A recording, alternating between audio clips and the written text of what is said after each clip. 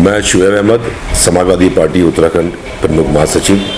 मेरी ओर से पूरे प्रदेशवासी, देशवासी और क्षेत्रवासियों को होली के शुभ अवसर पर सबको बहुत ढेर सारी बधाइयाँ और उम्मीद करता हूँ आने वाले त्यौहार इस सर्वधर्म के साथ, भाईचारे के साथ, रंगों का त्यौहार खुशी से बनाएं।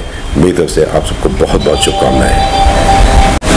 कल हमारे प्रदेश के मुखिया के द्वारा रामनगर की एक जनसभा में विवादित बयान दिया गया कि भारत 200 साल अमेरिका गुलाम रहा और वहीं कुछ बच्चों को लेकर बात कही गई है। इसमें क्या कहना है आपका? देखिए, ये तो हमारे प्रदेश का दुर्भाग्य है कि पहले तो 50 से ऊपर विधायक होने के बाद इनके पास ऐसा मुख्यमंत्री का चेहरा नहीं है। भारतीय जनता पार्टी के बाद पहले एक जो योग्य नहीं थे उनको मुख्यमंत्री की जिम्मेदारी दी और 4 साल प्रदेश के बेकार करे। उस जनता के ऊपर से जो भरोसा था भारतीय जनता पार्टी के ऊपर से, वो पूरा की पूरी तरह टूट चुका था। अब एक नया चेहरा लेकर आए जो एक मैं मदारी के रूप में मानता हूं। जिस तरह 2 मदारी हमारे प्रधानमंत्री जी और हमारे गृह मंत्री जी बंगाल में जो झूठे आश्वासन दे रहे हैं कि हमारी सरकार आएगी तो हम स्वास्थ्य सही करेंगे, शिक्षा लाएंगे, तो पहले मैं उनसे कहना चाहता हूँ जिन प्रदेशों में उनकी सरकार है, केंद्र में उनकी सरकार है, पहले वहाँ की शिक्षा और वहाँ के स्वास्थ्य सही कर रहे हैं। अब जो मदारी के रूप में हमारे यहाँ के मुख्यमंत्री महोदय आए हैं, तीरथ सिंह रावत जी, पहले जैसे उन्होंने एक विवादित बयान दिया जीन्स के ऊपर, फटी जीन्स, पहले प्रदेश संभालो, विकास की बात करो और जो जनहित के मुद्दे उस पर बात करो। आप ये लोगों को गुमराह मत करो, भटकाओ मत। और अगर आपको टीआरपी में रहने का शौक है, मीडिया में सुर्खियों बटोरने का शौक है, तो आप जाके एक्टिंग करो, ना कि आप प्रदेश की कमान संभालो।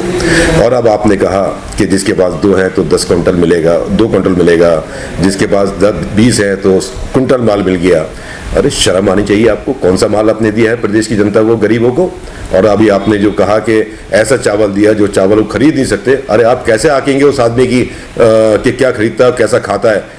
बड़ा दुर्भाग्य है ऐसी प्रदेश में ऐसे मुख्यमंत्री के रूप में तीरथ रावत जी, जो आप कह रहे हैं कि वो खरीद नहीं सकता जो हमने चावल दिया है। ऐसा कोई बड़ा अपनी जेब से आपने चावल नहीं दिया और वो आपसे बहुत अच्छा खरीद सकता है, बहुत अच्छा खा सकता है। मजबूरियां थी क्योंकि आपने कारोबार बंद करा जनता का, और कारोबार बनता तो आपका फर्ज बनता है, आप अपनी जेब से नहीं दे रहे, प्रदेश सरकार का फर्ज बनता है ऐसी आपदा के समय देना। और देने के बाद आज जो आप ताना मार रहे हो प्रदेश की जनता के ऊपर, तो शर्म आनी चाहिए आपको।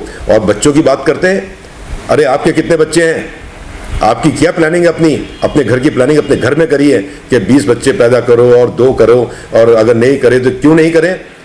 मैं समझता हूँ इससे दुर्भाग्यपूर्व ऐसा मुख्यमंत्री प्रदेश के लिए बहुत दुर्भाग्यपूर्व हमारा मैं कहता हूँ कि हमारे प्रदेश कि जिस तरीके से ऐसे मुख्यमंत्री के रूप में भारतीय जनता पार्टी ने हमें दिया है, शर्म आनी चाहिए भारतीय जनता पार्टी को भी, और तुरंत उनको इस्तीफा देना चाहिए और केंद्र सरकार इनसे इस्तीफा वापस ले, इस्तीफा दे, और नहीं तो यहाँ पर राज्यपाल शासन लग जाना चाहिए इस प्रदेश के अंदर, जो हालात अभी राजनीति की है।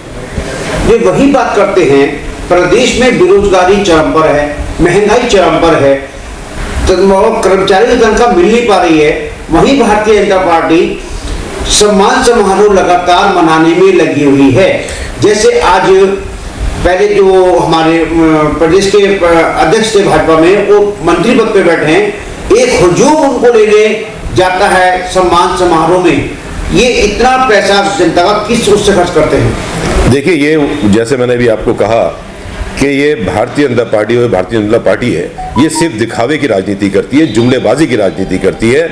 अभी बात कर रहे हैं कोरोना काल की, जिस तरीके से जो ये संगठित कर रहे हैं लोगों को, ना कोई मास्क की वहाँ पर कुछ तरीका, ना कोई मास्क लगाया हुआ है, और पूरी की पूरी भीड़ एक नेता को लेने जा रही है। कोई ऐसे नए चेहरे नहीं है, वो हमारे हल्द्वानी वासी हैं, अभी वो हमारे प्रदेश अध्यक्ष है पार्टी के, आज बंद कर रहे हैं। ठीक है, जो औपचारिकता पूरी करनी चाहिए हर पार्टी को, लेकिन जो खर्चा ये कर रहा है, यहाँ के राजनेता कर रहे हैं, ये कौन से फंड से कर रहे हैं, और प्रदेश की सरकार इसका जवाब दे।